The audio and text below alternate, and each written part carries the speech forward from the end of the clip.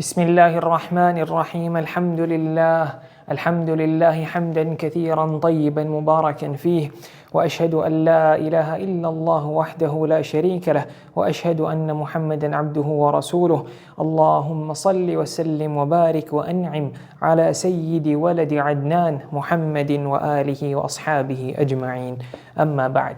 So tonight inshallah we're going to continue at Sajdah Sahu. We're going to now go into the chapter or the segment of a decrease in salah and what to do. So when we say a decrease in salah, we're referring to a person missing out an action in salah,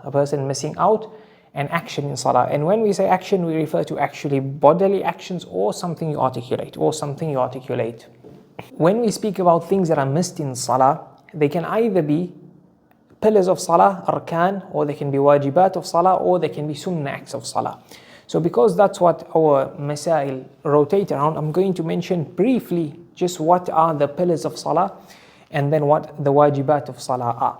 And then we'll go into our topic. So without any details, the Hanbali fuqaha say that the pillars of the salah, number one, they mention 14 pillars. So number one, it is to stand in salah. It is to stand in the first part of the salah, basically for the recitation of Surah Al-Fatiha, as we've discussed before. So that's one. Number two, recitation of Surah Al-Fatiha. Number three, the action of ruku'. So not the dhikr, the action of ruku'. Number four, getting up from ruku'. Number five, the sajdah. Both sajdah count as one. Number six, sitting in between the two sajdah. That's a pillar. It's a pillar in the madhab. Then number seven, it's to sit down in the sitting posture before the salam. Right? So not the sitting posture in between the second and the third rak'ah, for example. The sitting posture before the salam. Number eight, to say the tashahhud in that sitting posture before the salam. Number nine, to say the salutations on Rasulullah sallallahu alayhi wasallam in that posture. And then number 10, it is the salam. So in the Hanbali madhab, both salam they are pillars. So that's 10 and 11. Then number 12, it is tama'nina. So tama'nina refers to basically just a person having a bit of tranquility in each posture. So the fuqaha say the madhab is that a person goes into the posture for even like a second, just to go into the posture as the posture should be, and then he gets up, and then the pillar of tranquility would be fulfilled. So not even to the extent of saying the dhikr, saying the dhikr. And then number 13, it is sequence in the salah. So that means each posture happens after the other posture. That's what it means. It means that first ruku', then standing up from ruku', then sajdah. So if a person did those three, for example, but without following that sequence, then whichever posture that was out of sequence would be invalid. And number 14 is actually at the beginning, I forgot to mention it, and that is the opening takbir. The opening takbir of salah, that is a pillar of the salah. So we have these 14, they are the pillars of salah. So when we speak about the pillars of salah, and we say if a person missed a pillar or something, we're referring to these 14 things. All 14 things. Then we have the waajibaat of salah. The waajibaat of the salah in the Hanbali madhab, there are eight. So number one is the takbirat. The takbir, to say the takbir in between postures. So that excludes the opening takbir. It excludes the opening takbir because that's a pillar. And it excludes the takbir after the opening takbir, the takbir going into ruku' for a late comer who comes late and the imam is already in ruku'. Then for this person, it is sunnah to say that second takbir. He has to say the opening takbir standing, as we mentioned. Then he can just go into ruku'. He doesn't need to articulate the takbir. It is sunnah. And then for benefit, if a late comer comes and the imam is in a posture other than the ruku', then he should enter and join them. Here he says the opening takbir, and then here he goes to the posture without a takbir. So he mentioned the takbir, meaning all the takbirat that you say in between postures. Then number 2, it is to say Sami Allahu liman hamida. Number 3, to say Rabbana lakal hamd, or the four manners of saying it that we mentioned in the previous lessons. Then number 4, it is the tasbih of ruku', to say it one time. At least one time is wajib, subhana rabbiyal azim. Then the tasbih of sajdah, subhana rabbiyal ala, also one time. Then to say the dhikr in between the sajdah, in the sitting posture, to say at least to say Rabbi ighfirli, and to say it one time, to say it one time. And then number 7, it's the first tashahhud. It is the first tashahhud, setting for it. That's number 7. And number 8 is to say the at-tahiyyatu lillah. To say at-tahiyyatu lillah. Now essentially the fuqaha mention a minimum amount to say for the tahiyyatu lillah, and also for the salutations on Rasulullah sallallahu alayhi wasallam. We won't mention that here because we just want to quickly cover these masail and then go into Sajdah Sahu. But when we discuss these masail in detail, then we'll cover them. So other than those 2 pillars and waajibaat, the rest would be sunnah. Yes, there are certain things that are stipulations for salah called shurut, but generally shurut come before the salah. So whatever needs to be there before the salah is called the shart, and whatever can come or whatever needs to come during the salah, that's called a pillar. Okay, so for example, covering the awrah, facing the qibla, the time of the salah coming in, those are all stipulations of the salah. They are stipulations of the salah, and they happen before the salah. So our focus is for things in the salah, which are the pillars or the waajibaat, and the rest other than that which we mentioned, they will fall into sunnah. So for example, saying the second subhana rabbiyal azim plus 2 plus would be a sunnah, would not be a wajib action. It would be a sunnah. The wajib is fulfilled with one tasbih, subhana rabbiyal azim or subhana rabbiyal ala, etc. And like that it goes. So in saying that, now we can go into the masail of Sajdah Sahu, and a decrease. A decrease would be one of these things that we mentioned, either a pillar or a wajib or a sunnah. But the main 2 things are a waajibaat and the pillars. But even more than that, most of the time we're going to be focusing on the pillars. 1 or 2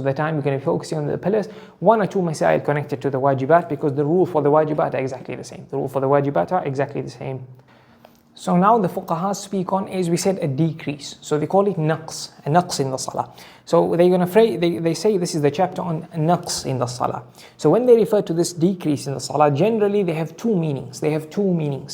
So now we're gonna clarify both meanings, because sometimes the aspect of the fuqaha phrasing the mas'ala as a naqs can cause some confusion, because based on what they mention in this chapter and based on what they mention at the end of this chapter. And I say this chapter, I mean the segment of Sajdah Sahu of decrease, and what they mention at the end of the chapter of Sajdah Sahu in terms of the time of Sajdah Sahu.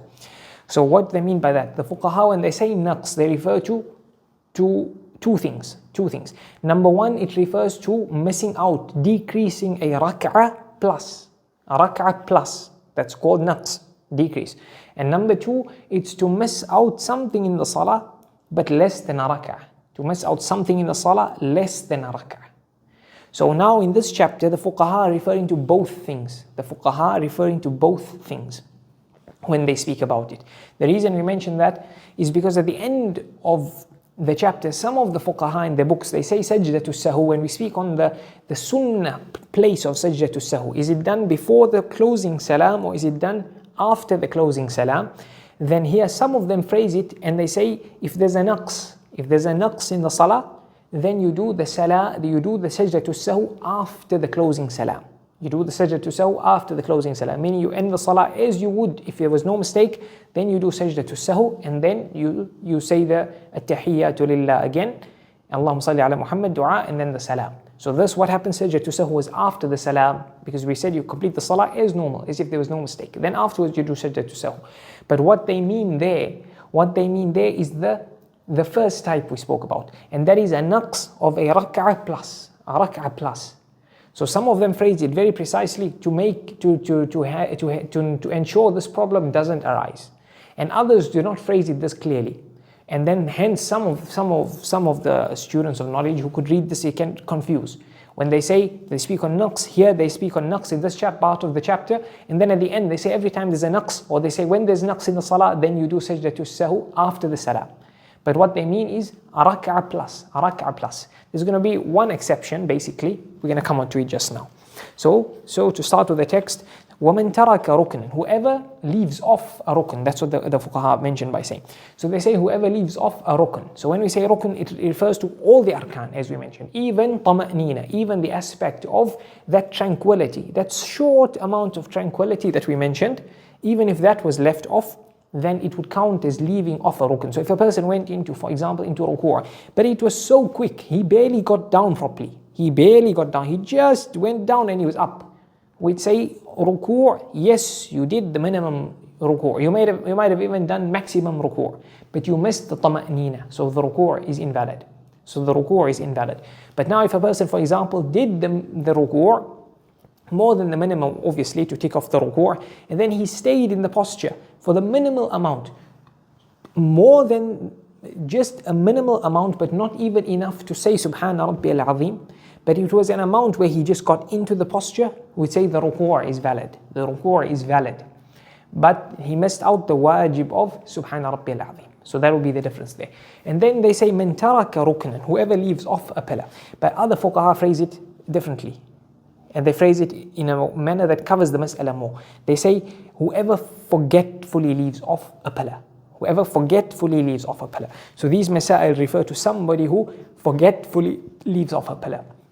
Because if you intentionally left off a pillar, even a wajib, then your salah would be invalid. Your salah would be invalid. So these masail relate to and link to forgetful, to being forgetful and forgetfully missing out a pillar. Then they say, فَإِنْ كَانَتِ التَّحْرِيمَ, or before that, we're going to say the pillars in the salah. There are two types. The first type from those 14 we mentioned, is takbiratul ihram. So that's one, right? In the first category, number one, takbiratul ihram. Some of the fuqaha include in the pillars a 15th, and that is the intention. But the intention happens before the salah. Either just before the opening takbir or even a bit earlier. They speak on this in the masail of intention. So some of them include niyyah, they include the intention. Others include takbir, they include niyyah with the takbiratul ihram, and others only include takbiratul ihram.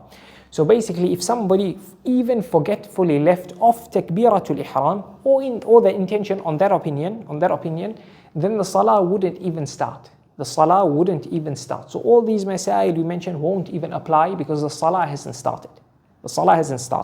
So when we refer to the pillars that are missed, it's all the pillars except the takbiratul ihram, or all the pillars except takbiratul ihram and the intention. Right? That's category one. So that's what's category one and category two, basically. So category one is the takbiratul ihram. Category two are all the other pillars. They're all the other pillars. Then they say, they mention exactly what we say here. فَإِنْ كَانَتِ التَّحْرِيمَ لَمْ تَنْعَقِدْ صَلَاتُهُ وَإِنْ كَانَ غَيْرَهَا. So they say if it happens to be the opening takbir that was left off, forgetfully or intentionally, it doesn't matter. The salah does not even officially, it doesn't officially start. And if it was another pillar, then the following rules that we're going to mention, they apply to it. They apply now to a person who missed a pillar other than the opening takbir. So they say, فذكره بعد شروعه في قراءة ركعة أخرى بطلت الركعة. Okay, so basically, the summary of this mas'ala, what they saying is a person who forgot a pillar in a rak'ah. If he remembered this pillar, if he remembered that he forgot this pillar before starting recitation in the following rak'ah, meaning starting Surah Al-Fatiha, before saying Alhamdu, for the Al of Alhamdu, if he remembered before that, then it's obligatory on him to go back to the posture that he missed. And if he remembered after reciting Surah Al-Fatiha, starting Surah Al-Fatiha, then in this case, the previous rak'ah, the rak'ah in which the pillar was missed, that pillar becomes invalid. That rak'ah becomes invalid. And then this new rak'ah comes in place of that rak'ah. This new rak'ah comes in place of that rak'ah. So if a person, for example, forgot a sajdah, let's say he forgot the second sajdah, which is a pillar as we mentioned, from the first rak'ah, and then he remembered when he was reciting Maliki Yawmiddin, we'd say your second rak'ah is now in place of the first rak'ah. So your second rak'ah becomes your first rak'ah. Your second rak'ah becomes your first rak'ah. If he remembered after he stood up before starting al, then we say to him it's obligatory to go back. It's obligatory to go back. If the person in this case does not go back, knowingly, knowing the rule and the situation that he's in, knowing he missed something and he missed a pillar, and he knows the rule and he doesn't go back, then we say the entire salah is invalid. And if he doesn't go back forgetfully or ignorantly, ignorant of the rule or ignorant of the situation or forgetful, then we'd say in this case the salah is not invalid, but the rak'ah is invalid. The rak'ah is invalid, that first rak'ah. And if he went back, or if he did not start Surah Al-Fatiha and he didn't go back, forgetfully or ignorantly, then we'd not invalidate the salah, as I said. And if he went back knowing, or if he started Surah Al-Fatiha and he went back, if he knew he shouldn't go back, then the salah is invalid. If he did it ignorantly, he went back ignorantly, the salah would not be invalid. But that first rak'ah, the entire rak'ah would not be valid. Because it became invalid once he started Surah Al-Fatiha of the next rak'ah. So him going back ignorantly or forgetfully going back, let's say he forgot the ruku'. So him going back to ruku' doesn't mean what we're going to say now that he went back forgetfully, the recitation of Fatiha and whatever came before it, we're going to say that's valid. We won't do that. So we're not going to say it's valid. Everything becomes invalid. He has to repeat the rak'ah. But we will not invalidate the salah. We do not invalidate the salah. So when we say this, that means the person now, for example, he missed standing up after ruku' in the second rak'ah. He remembered when he's reciting a surah after Surah Al-Fatiha in the fourth rak'ah. So he missed the standing up from the ruku' in the third rak'ah. He remembered in the surah after Surah Al-Fatiha in the fourth rak'ah. The rule would be that now it's too late. He can't go back. And the fourth rak'ah becomes a third rak'ah.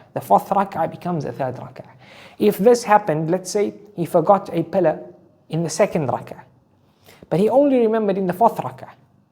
He remembered before reciting in the fourth rak'ah that he missed a pillar in the second rak'ah. Then what would the rule be here? Okay, so if a person missed a pillar in the second rak'ah, but remembered before reciting in the fourth rak'ah, then we'd say here he cannot go back. Why? Because we said you go back before starting recitation in the next rak'ah, which means in this case he should have remembered, or if he remembered in the third rak'ah he had to go back.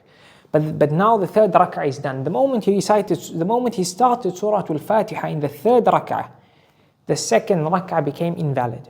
And then the third rak'ah that he prayed became his second. Now when he remembered in the fourth rak'ah, that would now actually be his third rak'ah. So here there's no going back.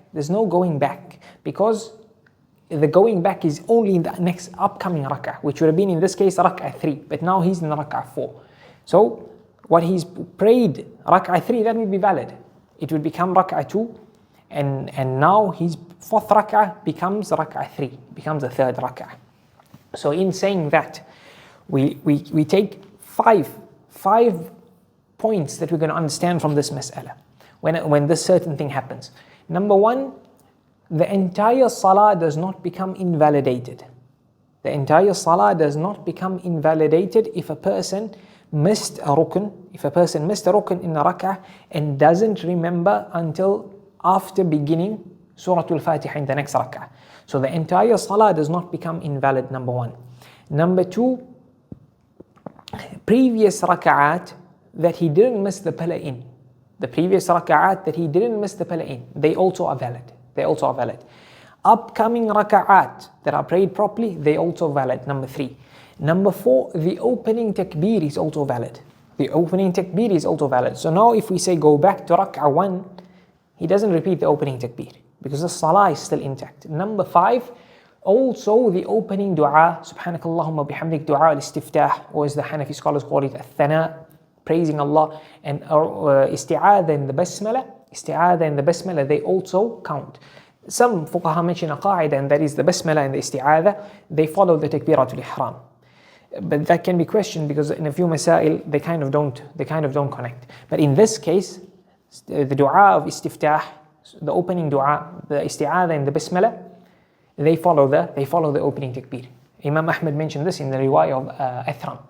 So this person does not repeat the opening takbir, he does not repeat the isti'adha, he does not repeat the basmala, he does not isti'adha, a'udhu billahi minash shaitanir rajim, he does not repeat the opening dua, he does not repeat the opening dua.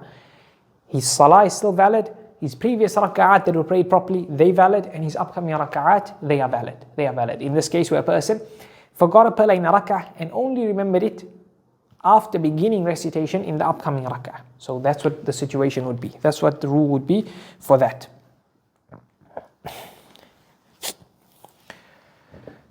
So now, second last thing, or maybe the last thing, or second last thing, when we say invalid, we say batalat al-rak'ah. When we say batal, when we say invalidate, we mean kind of cancelled. We don't say invalidate, because sometimes if something is invalidated, the whole action is invalidated. So here the entire salah is not invalidated, it's like the rak'ah is cancelled. The fuqaha phrase it as batalat, as in invalid.